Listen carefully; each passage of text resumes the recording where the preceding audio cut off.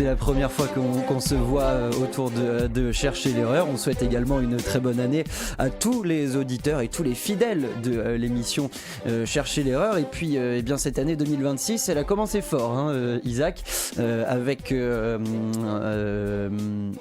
Venezuela qui s'est réveillé au lendemain d'un choc politique et militaire majeur avec la capture de son président, Nicolas Maduro, par l'armée américaine et la désignation de la vice-présidente Delcy Rodriguez comme chef de l'État par intérim dans un pays qui est toujours plongé dans une grave crise économique et humanitaire. De son côté, Washington affirme désormais vouloir gérer la transition au Venezuela, tandis que la communauté internationale, elle, appelle à la retenue pour éviter une escalade régionale, communauté internationale dont fait partie l'Union européenne. On rappelle que tous les pays ont appelé à cela, à part la Hongrie. Isaac, pourquoi est-ce que Donald Trump s'en est pris à Nicolas Maduro ? Parce que Donald Trump, l'administration américaine, considère que le Venezuela est un pourvoyeur, est un narco-État et qu'il met en danger la sécurité des États-Unis. Il faut savoir que le trafic de drogue provoque la mort aux États-Unis d'une centaine de milliers de personnes par an, c'est-à-dire un dégât supérieur aux guerres. Et il entendait mettre un terme à ce commerce. Et comme le cartel de los soles, le cartel des soleils, dont les États-Unis accusent Maduro d'être le chef, eh bien, il fallait mettre un terme à cela. Il faut savoir une chose, c'est qu'il y a des accusations américaines portées contre Maduro depuis 2020. Il est considéré par les Américains comme un fugitif. Il avait été accusé par les Américains en 2020 de blanchiment d'argent et de narcotrafic. Donc les Américains ne considèrent pas qu'ils ont déclaré la guerre au Venezuela. Ils ont fait une opération spéciale pour l'arrêter, l'extraire du pays et l'emmener aux États-Unis pour le juger. Voilà les raisons pour lesquelles les États-Unis sont intervenus. Mais avant, il y a eu des signes avant-coureurs de ce que la colère des Américains contre le Venezuela grandissait, devenait de plus en plus forte. Il y a eu, on s'en rappelle, des sanctions qui ont été prises par les Américains contre le Venezuela, de plus en plus fortes, et puis des attaques en mer des Caraïbes de l'armée américaine, de la marine américaine contre des contrebandiers, contre des bateaux de contrebande qui transportent la drogue précisément des côtes du Venezuela vers les États-Unis. Donc c'est ça la raison qui est avancée. Ce n'est pas la seule raison, bien évidemment. Il y a aussi nourrir ce changement, alimenter ce changement politique en Amérique du Sud, où on voit un nombre grandissant de pays qui sont alignés sur les intérêts de Washington. Je les ai notés ici, c'est le Salvador, l'Équateur, l'Argentine, le Paraguay, la Bolivie, le Chili. Ces deux derniers pays ont organisé d'ailleurs des élections tout à fait récemment qui ont amené au pouvoir des gouvernements de centre-droit alignés sur les intérêts des Américains, le Honduras et maintenant peut-être le Venezuela, même si pour le Venezuela, on n'est vraiment qu'au début. Il faudra voir ce qui va suivre. De l'autre côté, restent des pays qui sont alignés dans une ligne anti-américaine. C'est le Brésil, c'est la Colombie qui doit organiser en principe des élections courant de cette année. Et Gustavo Petro a été désigné nommément par le président américain hier lorsqu'il a déclaré que c'est un sick man, un homme malade. Et puis le Pérou, l'Uruguay, le Mexique et puis Cuba aussi. Et là, c'est Rubio qui s'est chargé de lancer un avertissement à Cuba qui dépendait beaucoup du Venezuela. Donc, c'est ce groupe de pays qui a déclaré la guerre à l'impérialisme américain qui est visé par l'administration américaine, qui entend régner comme jamais elle ne l'a fait dans son jardin sud-américain. C'est la fameuse doctrine Monroe dont tout le monde parle et que le président américain a surnommé la doctrine Donroe, c'est-à-dire la contraction de Donald Trump et Monroe. Monroe était le 5e président des États-Unis et c'est en 1823 qu'il a mis au point cette doctrine Monroe. Et d'ailleurs, elle a été rappelée par la doctrine Trump il y a de cela 3 ou 4 semaines, lorsqu'elle a été... Donc c'était un signe avant-coureur avant-coureur de ce que les Américains n'avaient pas l'intention de laisser longtemps Maduro au pouvoir. En plus de ça, ils accusent Maduro d'être un président illégitime, puisqu'il a trafiqué, ça tout le monde s'accorde sur ce fait, il a trafiqué les élections. Il s'est déclaré vainqueur après avoir largement perdu les élections de 2024 au profit de Edmundo González, qui est le président légitime. Donc, il n'estime pas qu'ils ont commis un acte qui contrevient au droit international. Y a quand même un sujet qui est en sous-marin, c'est ce fameux dossier du pétrole. En 1976, Caracas a nationalisé son industrie pétrolière après plus de 40 ans de domination des compagnies américaines. Et cette production de pétrole, c'est l'une des plus grandes au monde, en tout cas la réserve. On parle de 300 milliards de barils, un peu plus de 300 milliards de barils, qui en feraient les plus grandes réserves mondiales. La production, elle reste faible tout de même, 1 million de barils par jour, c'est les chiffres qui sortent ces derniers temps.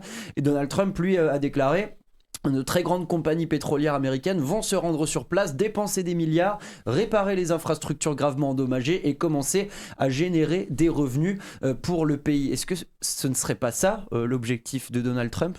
C'est ça aussi. Ça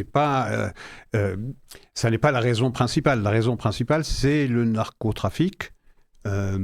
Et c'est un coup porté aussi à la Russie, à la Chine et à l'Iran, pays sur lesquels le Venezuela était aligné.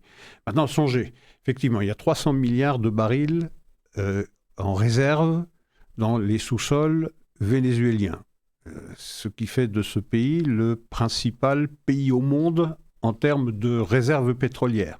Il n'y a pas de pays qui a plus que cela. Et vous avez une production de 1 million de barils par jour, ce qui est risible. Les États-Unis sont à 12 à 13 millions de barils jour aujourd'hui. Donc, ça montre la désaffection, la dégradation extraordinaire de l'industrie pétrolière vénézuélienne qui, depuis effectivement la nationalisation, n'a cessé de se dégrader au point de devenir marginale et de devoir importer du pétrole de l'étranger, essentiellement de l'Iran. Donc, bien sûr, ça fait partie des visées américaines. Parce que, d'abord, ça va permettre aux Américains d'augmenter la production de pétrole mondiale, de peser sur les prix. Et donc, c'est tout bénéfice pour les consommateurs, pas seulement les consommateurs américains, mais les consommateurs mondiaux. Ça permet également de contrôler la vente de pétrole à la Chine, qui achetait 80% de la production vénézuélienne à des prix de rabais. Donc, il y aura des choses qui vont être revues pour les Américains. On sait très bien que c'est une question de survie nationale pour les Chinois d'avoir un approvisionnement régulier en pétrole et de se voir privés de cette source d'approvisionnement. Ils ont la Russie, bien sûr, mais également le Venezuela. Eh bien, c'est un coup porté à l'influence de la Chine dans le sous-continent américain. Donc, c'est cela qui est important. Alors, effectivement, les compagnies pétrolières américaines vont en profiter parce que les considérations commerciales ne sont jamais étrangères aux décisions prises par la Maison-Blanche sous Donald Trump, ça paraît évident, mais il s'agit d'asseoir la prépondérance des États-Unis dans son jardin sud-américain. Il considère que depuis 100 ans, le communisme, depuis le couple Perón en Argentine, a fait bien des dégâts et ils estiment qu'aucune puissance étrangère ne peut s'ériger en adversaire des États-Unis au sous-continent américain. Donc c'est cette volonté-là d'affirmer la suprématie des États-Unis d'Amérique sur le sous-continent américain. Je le disais dans les informations, c'est la plus grande intervention américaine en Amérique latine depuis l'invasion du Panama en 1989. Des interventions qui ont été fortement critiquées tout de même au fil des années sur le territoire d'Amérique latine. Est-ce que justement Donald Trump ne risque pas de se retrouver face à de telles critiques avec cette fameuse doctrine Donroe ? Il est déjà face à ces critiques puisque tout le monde... un grand nombre d'interventions vont dans le même sens. Elles convergent pour dire de cette intervention américaine qu'elle contrevient au droit international, qu'un président bénéficie d'une immunité, qu'on ne peut pas s'en prendre un président de cette façon-là parce que ça ouvre la boîte de Pandore, que si les Américains ont fait ça avec Maduro, bien mais les Chinois peuvent demain enlever le président de la République de Chine, je parle naturellement de Taïwan, ou bien les Russes s'en prendre à la personne de Zelensky en Ukraine. Bien, je dirais que une des victimes de cette intervention américaine, c'est évidemment le droit international tel qu'il existe aujourd'hui et tel qu'il est brandi aujourd'hui. C'est une victime ou c'est un dividende, la fin du droit international tel qu'il existe aujourd'hui. Victime, si on n'a que ça, on brandit le droit international, c'est tout ce qui reste pour éviter le chaos généralisé. Mais il faut savoir que le droit international, aujourd'hui, il profite aux dictatures, il profite aux tyrans, parce que seules les démocraties s'y astreignent. Et donc, en réalité, le droit international qui devrait valoir pour tout le monde, il lie les mains des démocraties et il permet aux dictatures de prospérer. Et donc, il faudra vraisemblablement... C'est un coup, je ne sais pas si c'est un coup mortel, le droit international tel qu'il existe, mais en tout cas, il faudra le revoir. Il faudra le revoir de manière à ce que ce ne soit pas un droit international qui soit usé comme une arme par les dictatures et les tyrans pour contraindre les démocraties à l'impuissance. C'est de cela dont il s'agit. Les Américains, et Trump l'a clairement fait comprendre, le droit international, pour lui, c'est quelque chose qui contraint les Américains, qui empêche les Américains d'agir comme superpuissance. Et donc, ils ont leurs propres règles. Et la sécurité nationale américaine passe devant ce qui est considéré comme une chose intouchable, qui est le droit international. Ce droit international, du moment qu'il empêche la réalisation des intérêts américains, et la protection de la sécurité américaine, et le Venezuela a été considéré comme une menace sécuritaire pour l'Amérique. Il y a blanchiment d'argent, narcotrafic, aide également à des pays ennemis ou adversaires des États-Unis, la Chine, la Russie, l'Iran. Et donc, c'est un strike formidable. Et puis, c'est un message qui est envoyé aux autres dirigeants d'Amérique du Sud qui sont encore dans le camp anti-impérialiste. Je les ai cités tout à l'heure, le Brésil, la Colombie, le Pérou, l'Uruguay, le Mexique, le Cuba. Attention, on vous a à l'œil. Prenez Trump au sérieux. Lorsqu'il dit quelque chose, il le fait. Donc, vous êtes tous avisés, alliés comme adversaires. Désormais, c'est dans son jardin. Dans l'hémisphère occidental, les Américains n'entendent pas avoir d'opposants sérieux. Pour terminer sur ce sujet, et je vais un peu grossir le trait dans ma question, Isaac Franco, vous parliez tout à l'heure donc de Edmundo González, qui est donc celui qui a été légitimement élu par le peuple vénézuélien. Il y a aujourd'hui au pouvoir Delcy Rodriguez. Le nom de la personne qui a remporté le prix Nobel vénézuélienne m'échappe, mais elle fait aussi... Machado. Voilà, c'est ça. Merci. Elle fait aussi partie des personnes qu'on pourrait peut-être voir à la tête de l'État vénézuélien. Je le disais, je vais grossir le trait. Est-ce qu'on risque pas de se retrouver face à un homme de paille des États-Unis à la tête du Venezuela ? Un homme de paille ou une femme de paille, je ne sais pas, mais en tout cas, ce devra être une direction du pays qui soit alignée sur les intérêts américains, qui soit dans l'orbite américaine, qui ne conteste pas sa suprématie. Quelle que soit la personnalité qui viendra, pour l'instant c'est Delcy Rodriguez, la vice-présidente, dont le président américain a dit qu'elle était prête à collaborer avec l'administration américaine. On va voir ce qu'il en est.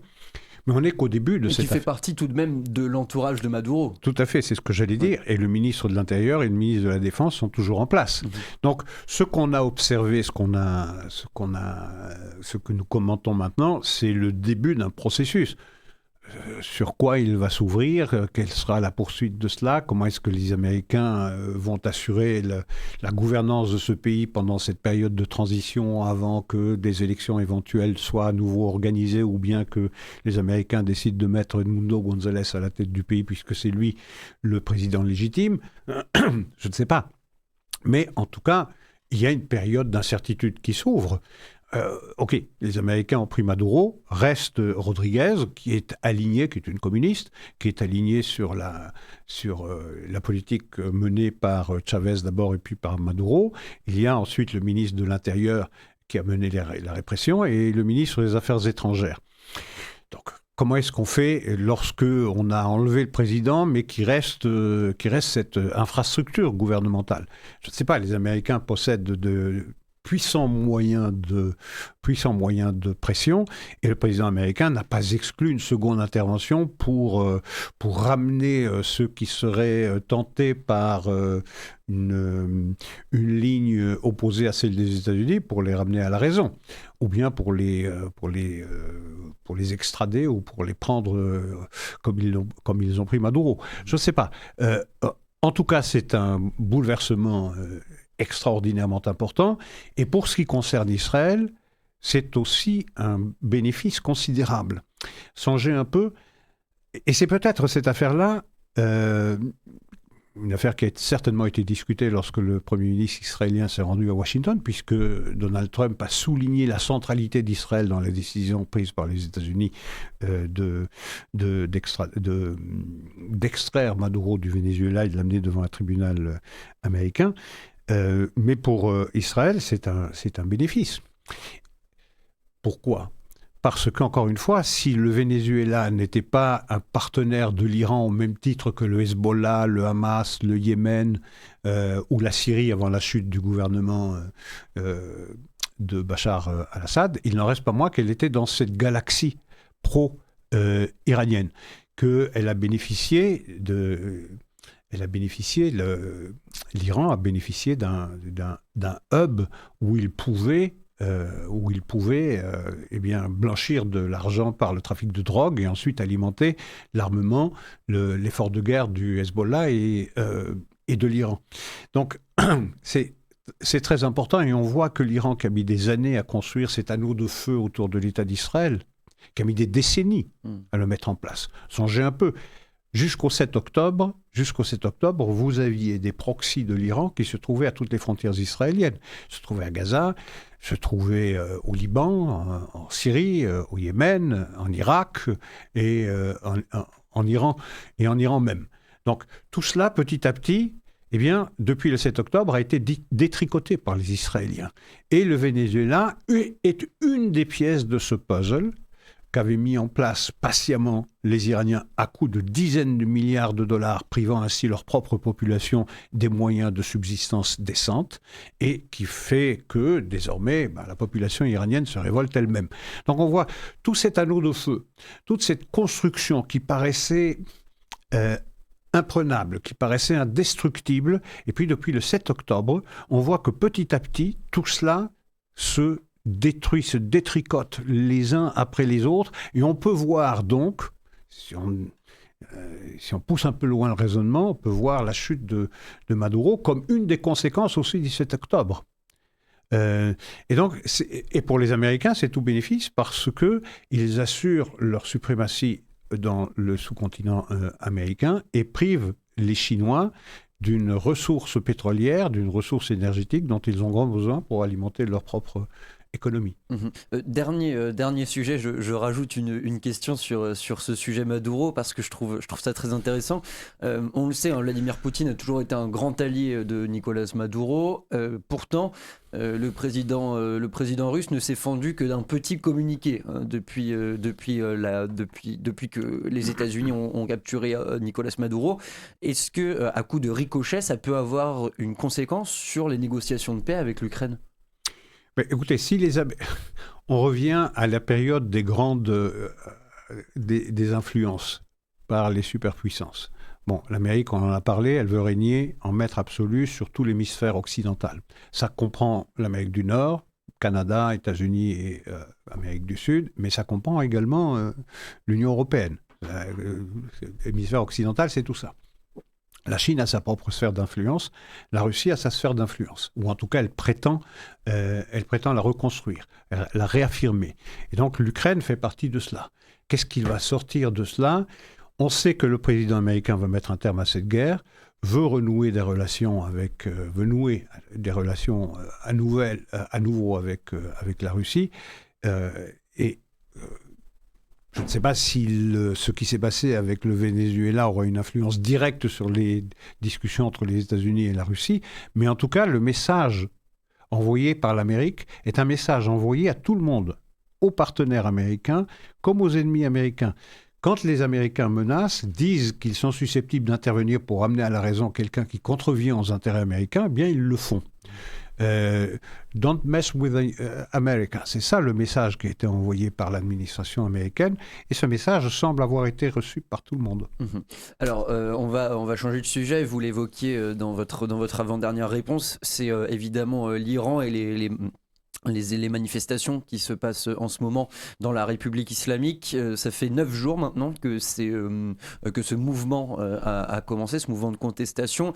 Aujourd'hui, la justice iranienne a déclaré qu'elle ne ferait preuve d'aucune indulgence envers les émeutiers, je les cite, et Donald Trump, lui, a sous-entendu une menace d'intervention en cas de répression meurtrière dans le pays. Le régime actuel est-il en danger, Isaac Franco ? Ah oui, je pense qu'il est en danger. C'est pas la première fois qu'il est en danger, mais à force d'être menacé comme il l'est depuis 1999, et puis il y a eu 2009, le mouvement vert, et puis il y a eu 2022 avec la mort de Mahsa Amini en septembre, et puis 2023, maintenant 2025. Donc on voit que le délai qui sépare deux soulèvements de la population iranienne, il est de plus en plus court. Ce qui veut dire que la souffrance du peuple palestinien est de plus en plus importante. Iranien. Pardon, qu'est-ce que j'ai dit ? Palestinien. Iranien, bien sûr. Elle est de plus en plus forte, elle est de plus en plus insupportable. Et ce qu'on a vu, et c'est une des caractéristiques de ce soulèvement par rapport au précédent, c'est que le bazar s'est soulevé. Or, le bazar, c'était une sorte de courroie de transmission du régime. Le régime s'entendait toujours avec le bazar. Le fait que le bazar se soulève aujourd'hui participe à ces manifestations, je crois, dans des douzaines de villes iraniennes, dans des centaines d'endroits différents. Donc, ça montre que la crise économique, la dégradation de la situation économique est telle que plus personne n'est épargné.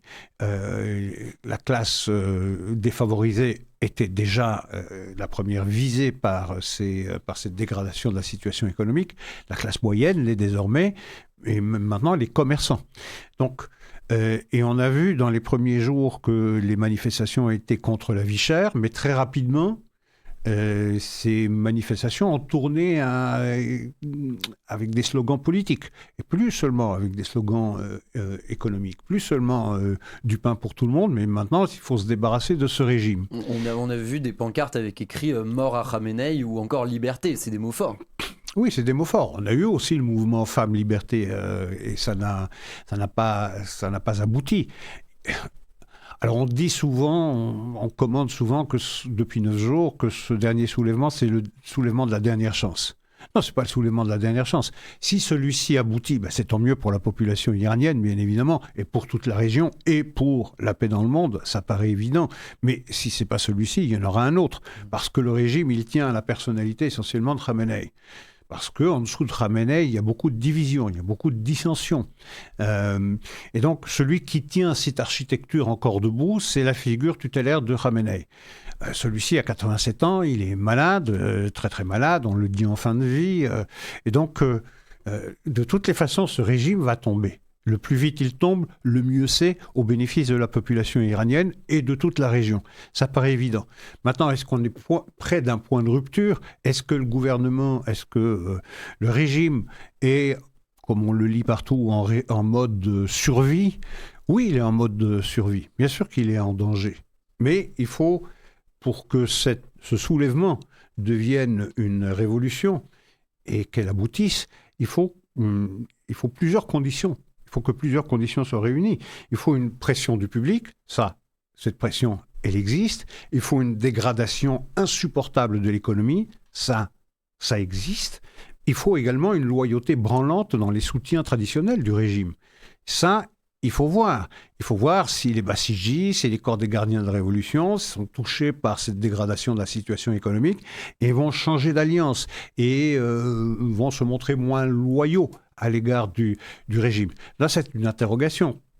Et puis, dernièrement, et peut-être le plus important, pour que ça réussisse, il faut une capacité de fédérer ce mécontentement. Or, pour l'instant, ce mécontentement, il est le fait de courants de la société iranienne qui déclarent le régime comme un ennemi commun, mais ils n'ont pas de plan commun. Ils n'ont pas de figure qui fédère tout ce mécontentement, sinon la figure du fils du Shah, Pahlavi, qui dont le nom a souvent été invoqué dans les rues iraniennes. Mais donc c'est ça qui manque. C'est des leaders de la contestation, des leaders du soulèvement. À l'extérieur, ça existe. À l'intérieur, la preuve n'en est pas faite. Donc, c'est un mouvement qui est en cours. Je ne sais pas sur quoi cela va aboutir, si ça va réussir, s'il ne faut pas une pression extérieure. Les chancelleries occidentales se gardent bien d'intervenir parce qu'ils ne veulent pas qu'on puisse dire que c'est eux qui ont renversé le gouvernement, que c'est eux qui sont les artisans de ce changement de régime. Il faut que ça vienne de l'intérieur. Bien sûr que l'étranger, les démocraties occidentales peuvent aider. Par exemple, le régime iranien prive la population iranienne de la possibilité de communiquer. Donc Internet bloqué. À cet égard, les Occidentaux peuvent faire beaucoup pour permettre aux Iraniens de garder les moyens de communication vivants. Et ça, c'est important. Ensuite, il faudrait que le système, toute l'industrie pétrolière et gazière iranienne se mette en grève. Et ensuite, il faudrait des fonds considérables pour permettre aux grévistes de survivre à une grève qui risque d'être longue et douloureuse. Donc, beaucoup d'éléments sont nécessaires pour que ce soulèvement se transforme en révolution et aboutisse au renversement du régime s'il n'y a pas d'intervention étrangère. On peut espérer, mais on l'a espéré en 2009, on l'a espéré en 22, on l'a espéré en 23, ça n'est pas arrivé. Sauf intervention extérieure, c'est un grand point d'interrogation. Justement, intervention extérieure, Isaac Franco, on ne peut s'empêcher de penser à Israël, à Tsahal. Est-ce que vous pensez que c'est sur les tablettes de Benyamin Netanyahou, une intervention comme on a vécu cet été qui a frappé les sites nucléaires avec les États-Unis? Est-ce que vous pensez qu'Israël pourrait porter le coup fatal. Le coup fatal, voilà. Alors, ce ne serait pas pour... si Israël attaque l'Iran, à nouveau, comme il l'a fait en juin 2025, ce sera parce que tous les voyants sont au rouge dans l'armée, dans le système sécuritaire israélien, que l'avancement de l'Iran dans la progression de l'Iran dans la réhabilitation de leur industrie de missiles et du programme nucléaire, là, les Israéliens interviendront avec vraisemblablement un feu vert des Américains, sinon avec une intervention, sinon avec les Américains à leur côté. Ça n'est pas impossible. Ils ne le feront pas pour bousculer le régime. Ils le feront pour préserver leurs propres intérêts sécuritaires, c'est-à-dire veiller à ce que l'Iran n'arrive pas à réhabiliter son programme de missiles et son programme nucléaire. Là, les Israéliens interviendront. Si cela provoque en plus un dividende et que c'est un coup de pouce pour la population iranienne pour se débarrasser du régime, c'est tout bénéfice. Même s'il faut savoir une chose, c'est que la chute de ce régime, c'est pas la panacée. Parce que l'Iran, c'est une mosaïque de peuples. C'est 90 millions, 92 millions d'habitants qui appartiennent à plusieurs ethnies. Il y a en Iran, il faut le savoir, on le sait peu, 50% de Perses seulement. Le reste de la population, ce sont des Azéris, ce sont des Arabes, ce sont des Balouches, ce sont des Kurdes. Donc, toute cette mosaïque de peuples qui a été sous le joug de ce régime depuis 46-47 ans, eh bien, il va se révolter. Est-ce que la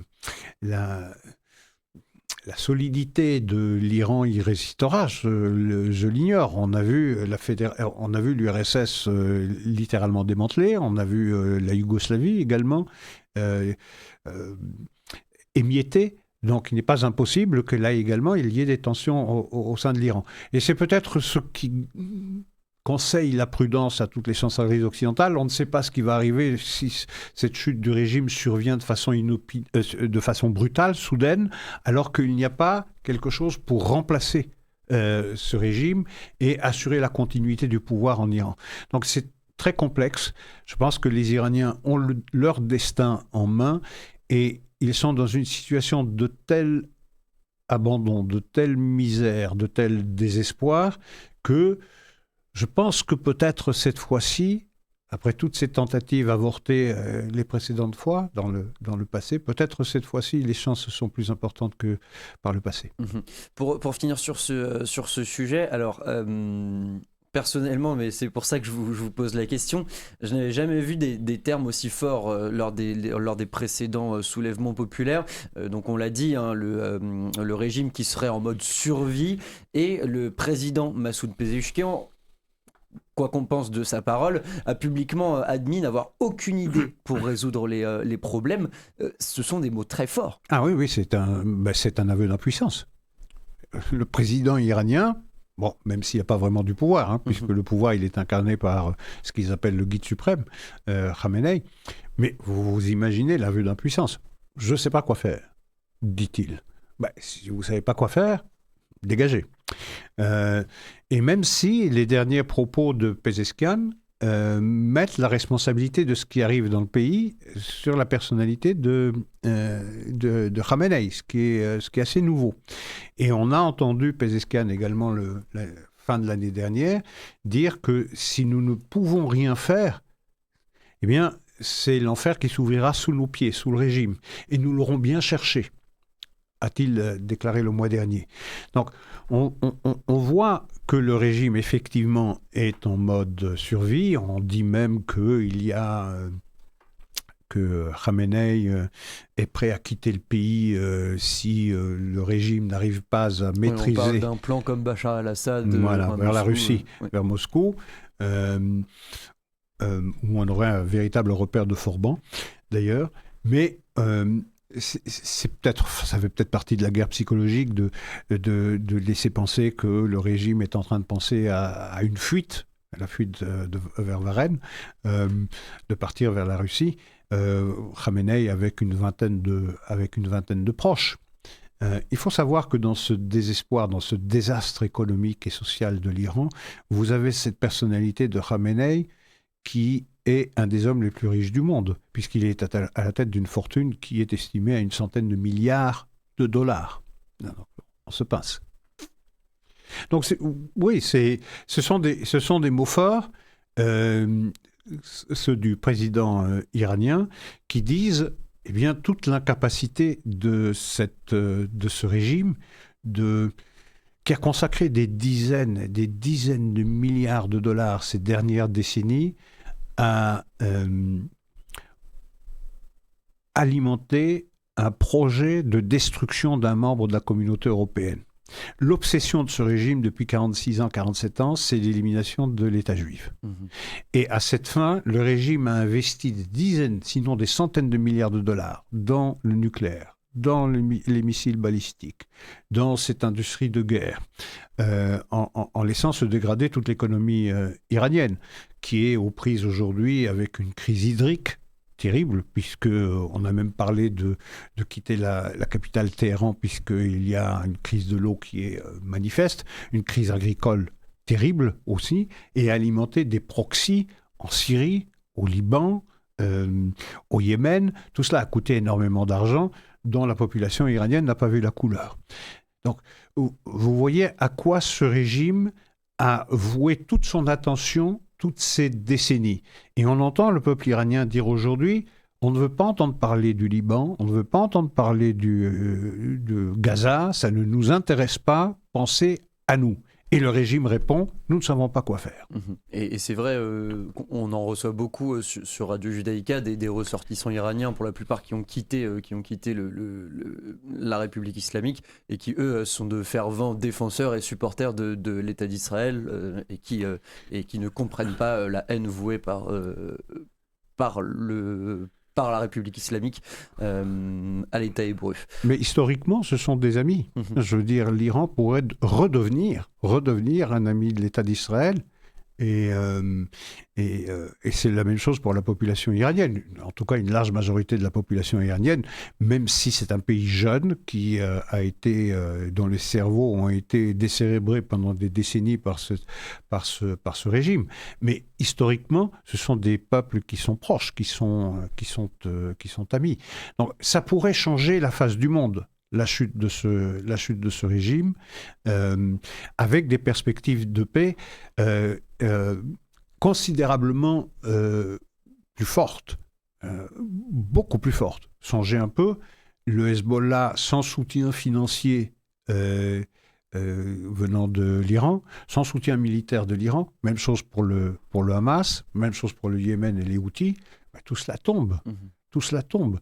Donc c'est un changement énorme devant lequel on se trouve peut-être dans les prochains jours, les prochaines semaines. Autre sujet qu'on va aborder, c'était donc la semaine passée, difficile de passer à côté. Donald Trump et Benjamin Netanyahou étaient réunis à Mar-a-Lago, ils ont célébré la nouvelle année ensemble, ils ont affiché leur bonne entente, ils ont multiplié les flatteries l'un envers l'autre, et ils ont fait front sur la majeure partie des dossiers géopolitiques qui agitent le Proche-Orient, actuellement. Qu'est-ce qu'on tire de cette rencontre entre les deux hommes, hormis le fait qu'ils ont affiché une amitié quasi fraternelle? Hormis, ça c'est déjà un élément politique important. Vous dites, hormis le fait qu'ils aient affiché leur amitié, c'est un élément politique important. Parce que pour tous ceux qui avaient alimenté des rumeurs qui laissaient penser qu'il y avait un daylight entre l'administration américaine et le gouvernement israélien, ils en ont été pour leurs frais. Parce que cette démonstration d'amitié et ces flatteries réservées de l'un à l'autre et de l'autre à l'un sont là pour montrer qu'il y a une convergence de vues et qu'il n'y a pas de distance entre les deux administrations, américaine et israélienne. Donc, ça fait aussi partie du discours politique. Afficher sa proximité, afficher son empathie et afficher son amitié, sa confiance à l'égard de l'autre, c'est un message éminemment politique. Donc, convergence de vues. Qu'est-ce qu'était venu chercher Netanyahou? Quels étaient les points les plus importants pour l'État d'Israël sur le plan sécuritaire? C'est naturellement l'Iran. Vous savez, on pense qu'on a jeté l'Iran par la fenêtre depuis juin 2025, mais il revient par la porte, il revient toujours par la fenêtre. Et le danger iranien se manifeste par cette volonté du régime, on en parlait tout à l'heure, de réorganiser son industrie de missiles et son programme nucléaire. Donc le danger, il a été considérablement amoindri, affaibli au mois de juin dernier, mais à ne rien faire contre l'Iran, Israël risque de se retrouver demain face au danger devant lequel il se trouvait en juin 25. Donc il fallait assurer la convergence de vues de Washington avec celle de Jérusalem. Sur ce plan-là, c'est gagnant pour le Premier ministre israélien, puisqu'il a clairement dit que si les Iraniens relançaient ou cherchaient à relancer leur programme nucléaire, ils interviendraient immédiatement. Aux côtés des Israéliens ou même seuls. Mais ce qui est nouveau dans le propos du président américain concernant l'Iran, c'est à propos des missiles. Parce que jusqu'à présent, l'administration américaine ne parlait jamais des missiles. L'essentiel, c'était le programme nucléaire. Or, Israël a fait comprendre aux Américains qu'ils sont autant en danger du fait du programme de missiles iranien que par le programme nucléaire. Et là, les Américains ont eu des mots très très forts, dire que si effectivement les preuves étaient apportées par les Israéliens, ils sont venus déjà avec une masse de preuves, que le programme de missiles avance et risque de mettre Israël en danger, les États-Unis interviendront aussi. Et ça, c'est tout à fait nouveau. Parler des missiles comme jusqu'à présent, on parlait du programme nucléaire. Il ne fallait pas que les Iraniens avancent trop loin dans le programme nucléaire, les Américains interviendraient. Maintenant, ce serait la même chose pour le programme de missiles. C'est une avancée considérable. Ensuite, il y a eu les menaces très très claires lancées par l'administration américaine à l'Iran. Si vous tuez des civils innocents dans les rues iraniennes, nous viendrons à leur secours. Alors on peut penser que c'est de la grandiloquence, que c'est de la musculation américaine, mais Maduro est venu rappeler à tout le monde qu'il faut prendre les menaces de Trump au sérieux. Donc l'Iran se sent aussi menacé par cette intervention américaine contre Maduro. Il n'y a aucun doute là-dessus. Donc sur le plan Iran, le Premier ministre israélien est rassuré ? Est rassuré, certainement. Sur Gaza aussi, parce qu'en public comme en privé, le président américain a dit qu'on ne pourrait pas passer à la phase 2 aussi longtemps que le Hamas n'est pas désarmé. Bien. Ça, c'est ce que voulait entendre le Premier ministre israélien qui était venu chercher, on en avait parlé d'ailleurs, chercher l'erreur il y a 2 ou 3 semaines, voire même plus longtemps. On avait dit que ce qui était important pour le Premier ministre israélien d'obtenir auprès du président américain, c'était un ultimatum lancé au Hamas. Eh bien, cet ultimatum a été formulé. Le Hamas a 2 mois, depuis le 1er janvier, a 2 mois pour désarmer. S'il ne le fait pas, eh bien, un chèque en blanc sera donné aux Israéliens, ou bien pression sera exercée par les États-Unis sur les soutiens du Hamas, que sont le Qatar, la Turquie ou le Pakistan. Donc, on va voir. Mais en tout cas, sur ces plans-là, Israël est certainement rassuré par cette 6e rencontre entre Benjamin Netanyahou et Donald Trump. Il y a naturellement des concessions à faire. Contre le Hezbollah aussi, c'est important parce que le président américain a lancé des menaces très très fermes contre le Hezbollah. Il faut les détruire, il faut les envoyer en enfer, a-t-il dit. La concession que les Israéliens doivent faire, et d'ailleurs vous en avez parlé dans votre journal, dans les brèves, vous en parlerez certainement à 18h dans votre journal, c'est d'amener Israël à trouver avec la Syrie un moyen d'entente. Alors, il y a divergence de vues sur la question syrienne entre Washington et Jérusalem. Washington fait le pari de la loyauté ou du sérieux ou de Al-Shara en Syrie, alors que les Israéliens restent, à juste titre, très méfiants, étant donné qu'ils accordent peu de crédit à cette conversion d'un ancien chef terroriste d'Al-Qaïda en homme de paix, en homme de paix ou en chef d'État avec lequel on peut envisager un avenir de paix. Mais le président américain, dans la conférence de presse qu'ils ont tenue l'un et l'autre ensemble, a dit « Je voudrais tout faire pour que Al-Shara et Benjamin Netanyahou s'entendent ». Je pense que le Premier ministre israélien aurait souhaité un appui plus important, plus fort des États-Unis et une liberté d'action que les Américains accordent à Israël au Liban, se voir accorder cette même liberté d'action sur la Syrie. Là, non, il n'a pas obtenu gain de cause. Et de là, donc, c'est une négociation qui s'ouvre, je pense, aujourd'hui ou demain. Ça a ouvert aujourd'hui, exactement. Voilà, aujourd'hui et demain, entre les responsables politiques israéliens et syriens. Il y a ce fameux sujet de l'occupation du plateau du Golan qui est au centre de ces négociations. Non, c'est pas le plateau du Golan. Le plateau du Golan, dans les cartes émises par la nouvelle direction syrienne, ne mentionne pas le Golan comme faisant partie du territoire syrien. En revanche, le territoire sur lequel Israël, le territoire syrien sur lequel Israël se trouve, dans 5 positions sur le territoire dans le sud de la Syrie, au-delà donc du plateau du Golan, ça, les Syriens souhaiteraient que les Israéliens quittent ces positions et qu'ils quittent également la position du mont Hermon, le mont Dov, qui leur permet de contrôler pratiquement toute la Syrie jusqu'à la mer Méditerranée. Donc, mais le plateau du Golan n'est plus discuté. Il n'est plus discuté. Les Américains ont reconnu la souveraineté israélienne, donc plus personne ne la contestera. Mmh. Les Syriens, par cette carte, c'est un message subliminal qui est envoyé par la Syrie. Nous n'avons plus de revendications particulières sur le Golan. On a compris qu'une fois que les Américains ont accordé... ont reconnu la souveraineté israélienne sur le plateau du Golan, il n'y avait rien à espérer, d'autant que la Syrie dépend des Américains pour son avenir.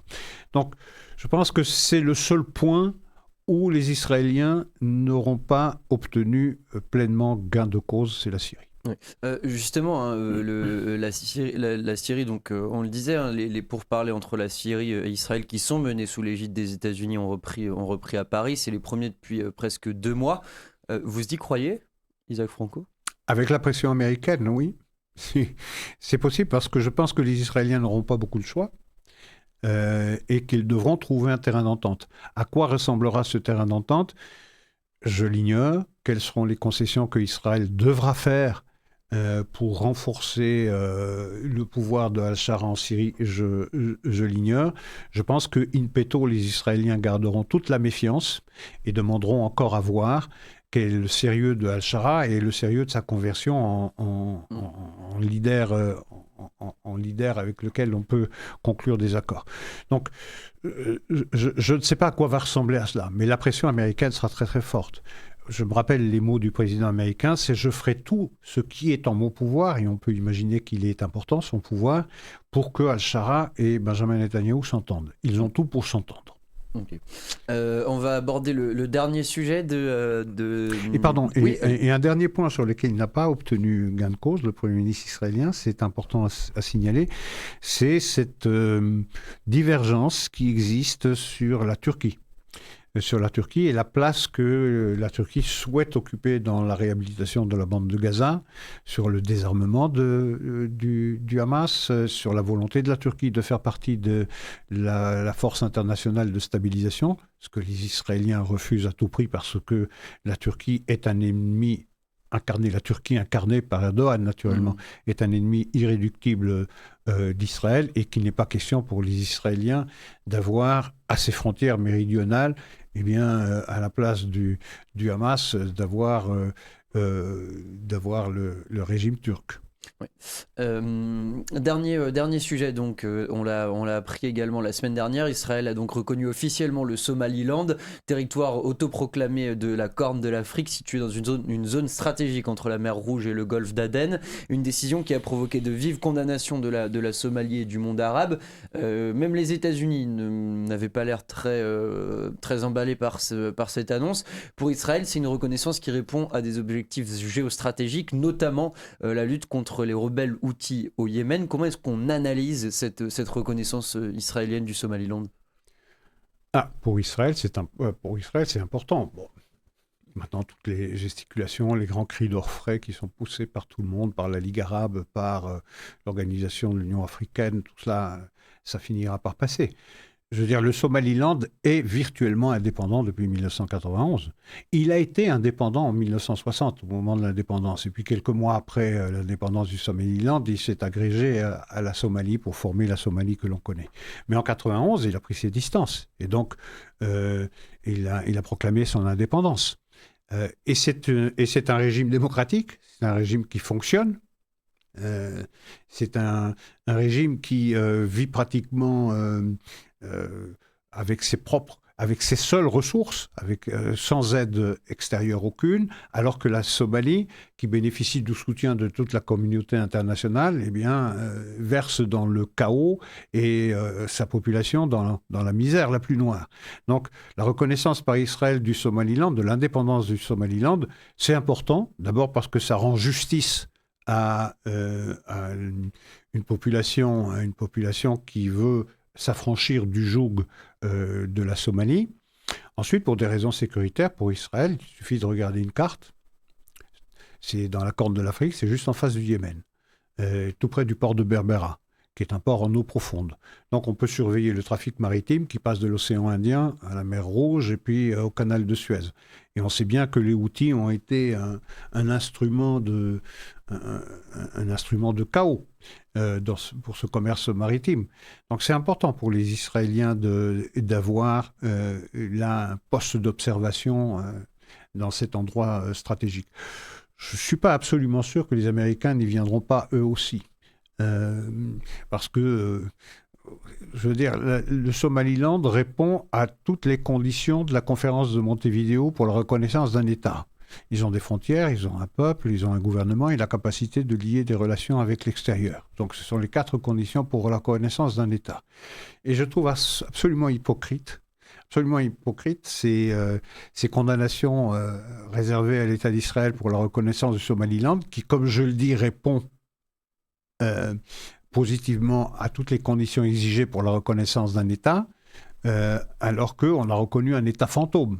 Ceux-là même qui critiquent Israël pour la reconnaissance du Somaliland ont reconnu l'État fantôme de Palestine. qui, by the way, aujourd'hui, ouvre son ambassade à Londres.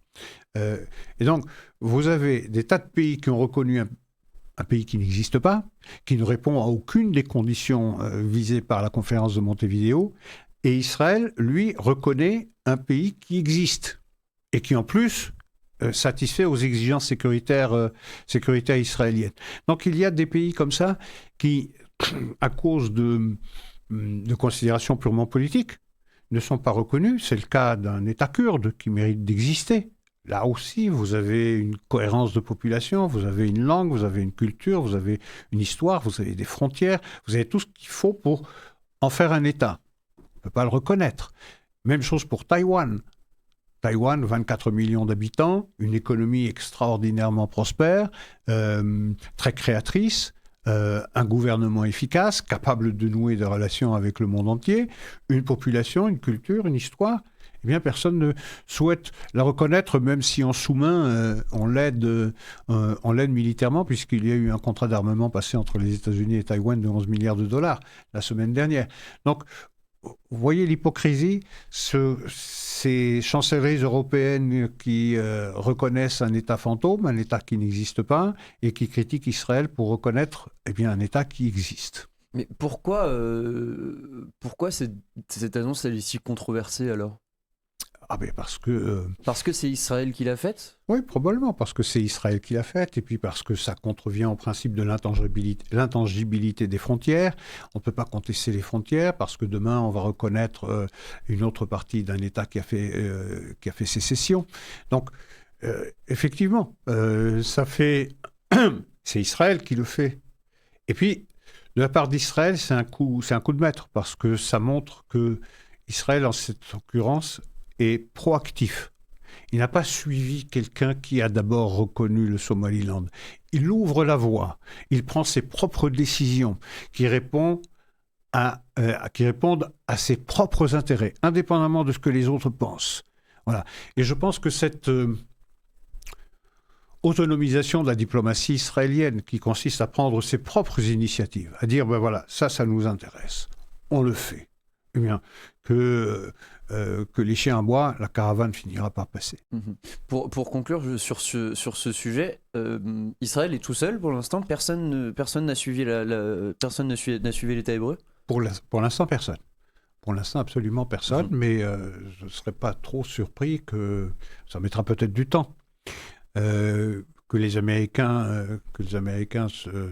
se joignent à Israël. Et je lis en temps réel que les Émirats Arabes Unis aussi, eux n'ont publié aucune déclaration parce qu'ils exploitent un port militaire à Berbera. au Somaliland, port de Berbera, dont vous parliez. Isaac, il nous reste 2-3 minutes. Est-ce que vous souhaitez conclure avec... Oui, avec la prestation de serment de Zoran Mamdani. À New York, c'était ce week-end. Et les premières décisions qu'il a prises, c'est-à-dire d'annuler par décret toutes les décisions qui avaient été prises par le précédent maire, Eric Adams, et de supprimer l'IHRA, la définition d'antisémitisme de l'IHRA, ce qui veut dire que ça n'est pas de bon augure pour la population juive de New York, qui compte pour 11% de la population totale de la plus grande ville américaine. Il me semble aussi qu'il a enlevé les poursuites contre le mouvement BDS. Si je ne me trompe pas. Oui, toutes les interdictions de participer au boycott de l'État d'Israël sont tombées. Ça veut dire aujourd'hui, boycotter l'État d'Israël sera permis par cette direction de la ville de New York. Et également, on revoit les règles de manifestation aux abords des lieux de culte juifs. Et on suivra évidemment la situation à New York. Et j'ai ici une liste des participants de son équipe dirigeante. Je ne vais pas ennuyer les auditeurs avec leurs noms parce que ça ne dira rien. Mais lorsque vous voyez leurs antécédents, ça fait froid dans le dos. Et on invite nos auditeurs à se renseigner là-dessus. Isaac Franco, merci beaucoup pour cette émission. Vous ne bougez pas, je vous garde pour le journal de 18h. C'est dans 2 minutes maintenant. À tout à l'heure.